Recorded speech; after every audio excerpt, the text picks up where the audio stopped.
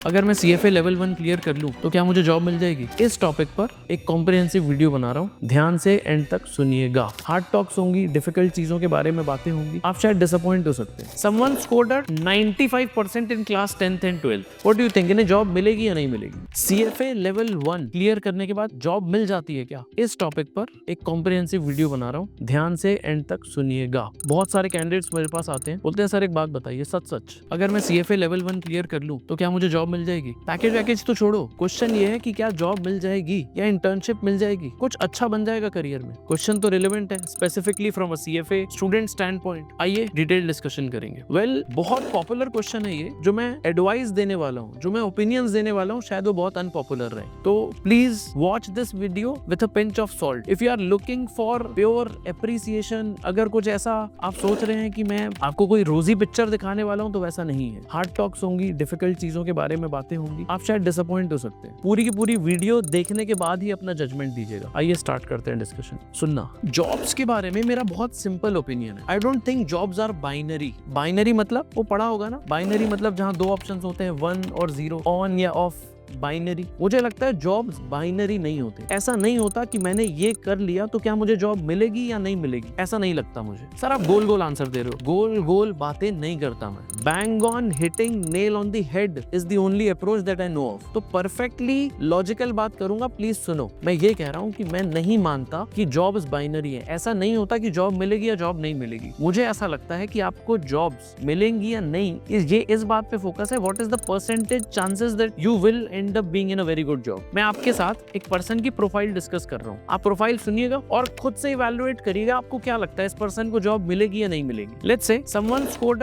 95% in class 10th and 12th। Let's say scored 85% in under graduation. Along with this, इस person ने साथ में CFA level 1 को clear कर लिया और ग्रेजुएशन हो गई इनकी। व्हाट डू यू थिंक, इन्हें जॉब मिलेगी या नहीं मिलेगी? I think your most probable answer is कि हाँ यार, इतना अच्छा बैकग्राउंड है, इतना अच्छा करियर है, इस पर्सन को जॉब नहीं मिलेगी तो किसे मिलेगी। बिल्कुल सही सोच रहे हो। अच्छा, केस नंबर 2 सुनना। लेट्स से आप एक MBA ग्रेजुएट हो, या फिर एक ग्रेजुएट की बात कर रहा हूँ। Let's say just did his undergraduation from Delhi university tier 1 college, do his undergraduation, let's say went to Narsee Monjee. 2 साल का MBA किया नारसी मोंजी से। सर नारसी मोंजी क्यों बोल रहा हूँ? I just wanted to say a very good tier 1 college, that's it. मेरे बहुत सारे स्टूडेंट्स भी by the way Narsee Monjee से हैं। Along with this clear 2 levels of CFA। क्या इन्हें फाइनेंस की जॉब मिलेगी या नहीं मिलेगी? आप सोच के देखो। हाँ सर, इन्हें भी लगता है मिल जाएगी। अच्छा, मैं अब आपको एक प्रोफाइल डिस्कस कर रहा हूँ, आप बताना इस पर्सन को आपको क्या लगता है जॉब मिलेगी या नहीं मिलेगी। क्लास 10th में और 12th में स्कोर था 65-70, अंडर ग्रेजुएशन में 60% थे। इस पर्सन को सिर्फ CFA लेवल 1 के बाद जॉब मिलेगी या नहीं मिलेगी? प्रोबेबली यू आर थिंकिंग कि यार ये तो पता नहीं क्या होना चाहिए,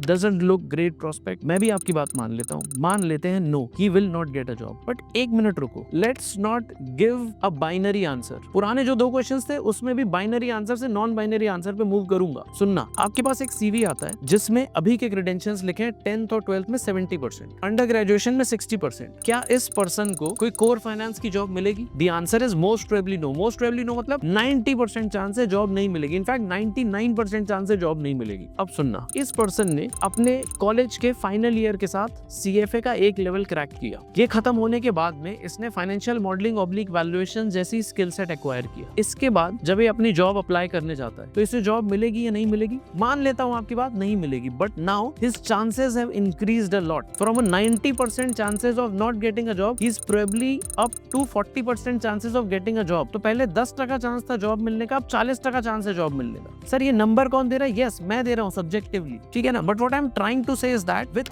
every additional piece of knowledge oblique skill set, your percentage chances, your probability of getting placed in a good company in finance domain increases। अब एक बात सोच के देखना, इसी पर्सन के बारे में बात कर लेता हूँ। आपको ये बात की जानकारी होगी कि आप CFA अंडर ग्रेजुएशन के साथ साथ दे सकते हैं। इनफैक्ट CFA के 2 लेवल्स अंडर ग्रेजुएशन के साथ साथ दे सकते हैं।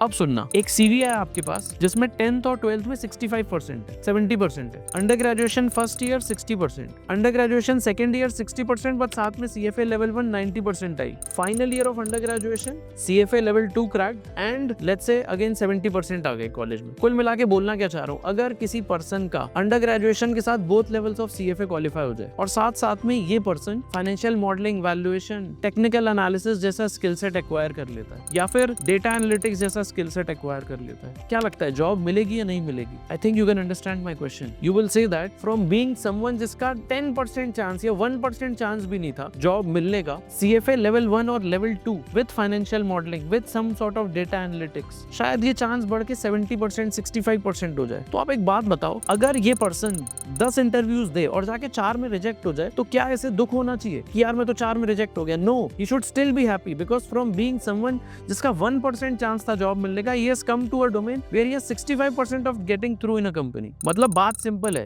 अगर 60-70% चांस है ना आपको जॉब मिलने का, तो एक बात ही है, आप 20 जगह अप्लाई करो, बस 25 जगह 50 जगह अप्लाई करो, apply for 50 jobs, if you get rejected in 45 doesn't matter. अगर आपको 5 जॉब्स में बुलाया जाए और उसमें से एक कन्वर्ट हो जाए, even that is fine because आपको एक ही तो करेक्ट जॉब चाहिए थी। Let me redo the whole piece with you. सबसे पहला एग्जांपल मैंने किसका लिया था? I talked about a candidate जिसके 10th में 12th में 90-95 परसेंटाइल थे, Tier 1 कॉलेज था। बताओ इस पर्सन को क्या एक अंडर ग्रेजुएशन के जस्ट बाद एक फाइनेंस की जॉब मिल जाएगी? अगर इसके चांसेस 95% थे विदाउट CFA तो 99% हो जाएंगे। तो इनके लिए marginal increase in chances because of CFA is less. Similarly वो जो नार्सी मोंजी वाला एग्जांपल मैंने लिया, उसमें भी the marginal increase might be less because वो पर्सन पहले ही नार्सी मोंजी में। अगर उसका जॉब, अगर इस पर्सन को CFA नहीं भी करना होता या ये इस पर्सन CFA नहीं भी करता तो भी मोस्ट प्रोबेबली से फाइनेंस की जॉब मिल ही जाती है ना। बट प्लीज समझो, अगर आप एक ऐसे कैंडिडेट हैं जिसका अभी तक का एकेडमिक बैकग्राउंड स्ट्रॉन्ग नहीं रहा है, तो you should not think about कि क्या सिर्फ ये करने से जॉब मिल जाएगी। नो, जॉब में तो जाना ही है, फाइनेंस में करियर तो बनाना ही है, ये तो तय है। अब आप सोचो कैसे आप अपने चांसेस बस इंक्रीज करते जाओ। जो पुरानी गलतियां हुई हैं वो पाप कैसे धो सकते हैं? वो पाप बड़े अच्छे कोर्सेज करके धोए जा सकते हैं, CFA जैसे कोर्सेज करके, मॉडलिंग जैसे कोर्सेज करके, डेटा एनालिटिक्स जैसे कोर्सेज करके। And while I am saying all this, I am pretty sure someone out there will say कि boss you are trying to sell a course. No, I don't do that. नहीं, मैं नहीं कर रहा ऐसी चीज। It's like saying you go to a hospital and if you are advised a treatment, आप वहां जाके बोलो कि नहीं ये डॉक्टर तो अपने पैसे बना रहे हैं। Yes, you can think that ways but won't help. Similarly I am not trying to sell a course, all I am trying to say is very simple. Job मिलना या नहीं मिलना is not binary, it's a game of probability. आप जितना ज्यादा knowledge और जितना ज्यादा स्किल सेट लेते जाएंगे उतना ज्यादा चांसेस बढ़ता जाएगा आपका एक बहुत अच्छी कोर फाइनेंस की जॉब में लैंड अप होने पर। That is it at my end. Thanks a lot, please take care, may God be by your side. Bye bye.